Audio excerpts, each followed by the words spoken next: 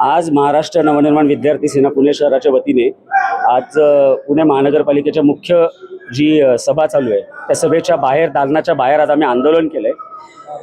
जी आकांक्षा foundation ही जी खाजगी NGO आहे यांना जे प्रत्येकी विद्यार्थ्यामागं 25,000 रुपये देण्याचा जो स्थायी समितीमध्ये मागच्या आठवड्यात प्रस्ताव मंजूर केला तो आज जीबीच्या मुख्य सभेच्या कार्यपत्रिकेवरती आलेला आहे आणि आज तो रेटून नेऊन हा खाजगीकरणाचा प्रत्येक विद्यार्थ्यामागं 25,000 रुपये त्या संस्थेला देण्याचा प्रस्ताव आज रेटून मान्य करण्यासाठी त्यांनी डाव चालू केला होता।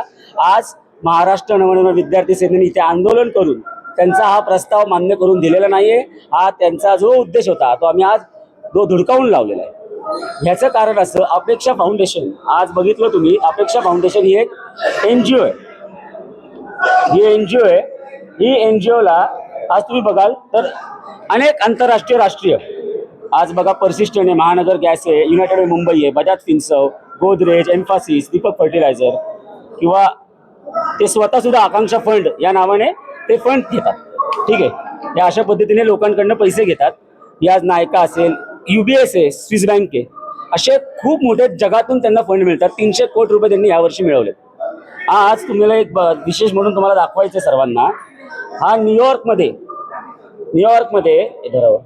फोटो दाखव दुसरा, न्यूयॉर्कमध्ये एक गाला घेतला गेला, गाला डिनर फंड रेझिंगसाठी 1 मे 2026ला आकांक्षा फाउंडेशनच्या वेबसाईटवरच आम्हाला मिळालेला आहे।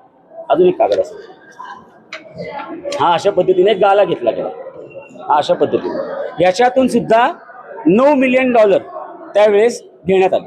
म्हणजे आकांक्षा फाउंडेशन आपल्या शाळा चालवायला घेते, गेले 3-4 वर्षापासून 2023ला त्यांनी ते चालवले, 2023 पासून ते आपल्याकडे चालवतात। त्याचा MOU रजिस्टर आपल्याकडे, आपल्या नावावरती ते बाजारातून पैसे, जगातून पैसे गोळा करतायत, प्लस त्यांना RTEची 17,500 रुपयाची प्रतिपूर्ती शुल्क पण मिळतंय, जे मिळालं नाहीये शासनाकडे। आता खालीवर दोघं भाजपचे, सो ते पण त्यांना मिळतंय, प्लस आता हे 25,000 पण देणार आहेत। म्हणजे शाळेची जागा आपली, त्याचा मेंटेनन्स आपला, लाईट बिल आपलं, सुरक्षा आपली, बरोबर आहे। यांनी 2023ला MOU केलाय, हा MOU आहे। त्या 2023च्या MOU मध्ये त्यांनी असं स्पष्ट शब्दात सांगितलंय की आम्हाला शाळा Akanksha will manage, administer and run the school throughout the term, आणि पालिका बाकीचा खर्च करेल। मग 2023ला यांना पालिकाची शाळा शिक्षकांचा खर्च बिर्च करून परवडत होती। आज 26ला असं काय झालं की यांना 25,000 रुपये प्रत्येक विद्यार्थी लागायला लागले। जगातून पण पैसे घ्यायचे, शासनाचे पण पैसे मिळणार, ज्यांच्याकडले पण 25,000, जागाही फुकट, करतात काय खर्च आहे। आमच्याकडे सभागृह नेते आज आले, सभागृह नेत्यांनी आम्ही त्यांचे आकांक्षा फाउंडेशनचे कसे वकील आहोत हे प्रूव्ह करून सांगितलं, त्यांची वकिली केली। आणि आम्हाला माहिती आहे त्यांना का वकिली करायला लागते, त्यांच्या मागं त्यांच्या ज्या महामहिम मॅडम आहेत त्यांचा हट्ट आहे। त्या महामहिम मॅडमचा हट्ट पुरवण्यासाठी हा प्रस्ताव आहे, हे आम्हाला कळतंय। आपण हे जगाला असं तयार करण्यामध्ये पटाईत आहेत सत्ताधारी मंडळी। तुम्हाला माहिती आहे देशापासून गल्लीपर्यंत तेच चालू की हे आम्ही जनतेच्या हितासाठी करतो, नाही जनतेच्या हितासाठी एवढा खर्च केल्यानंतर असा काय वेगळा रिझल्ट लावलेला आहे। आम्ही शाळा त्यांना दिलेली आहे ना, चांगल्या संस्थांनी येऊन शाळा चालवावी, गुणवत्तापूर्वक शिक्षण द्यावं, याला आमचा विरोध नाही। 25,000 रुपये कसले, आधी परवडत होतो, आज अचानक कसं परवडत नाही, याच्या मागं कोणाचा फायदा होणार आहे, हा आमचा याच्यामध्ये आरोप आहे। आम्ही त्यांना पूर्ण ऑडिट, धर्मादायकडे त्यांनी सादर केलेलं ऑडिट, त्यांचं आकांक्षा फाउंडेशन धर्मादायकडे ऑडिट सुद्धा नाही की पैसे किती उचललेत बाहेर। हा आकांक्षा फाउंडेशनचा CSR फ्रॉड आहे, या लोकांचा सुद्धा फ्रॉड आहे, हा शैक्षणिक भ्रष्टाचार आहे।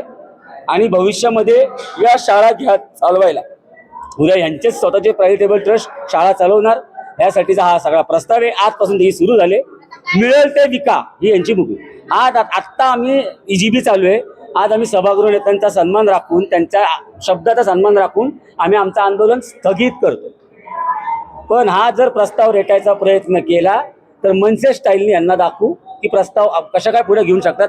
आकांक्षा फाउंडेशनला आणि या पुणे महानगरपालिकेतल्या सगळ्या विश्वस्तांना सांगतोय, तुम्ही विश्वस्त आहात, रिअल इस्टेट एजंट नाही। पालिकेच्या जागा तुम्ही अशा विकू नाही शकत।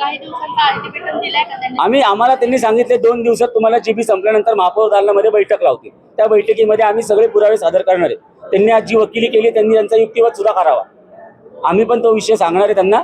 आणि जर त्या 2 दिवसात त्यांनी जर हा प्रस्ताव रद्द नाही केला तर मग आता ना मनसेची स्टाईल काय असते ती सगळं महाराष्ट्राला दाखवावी लागते.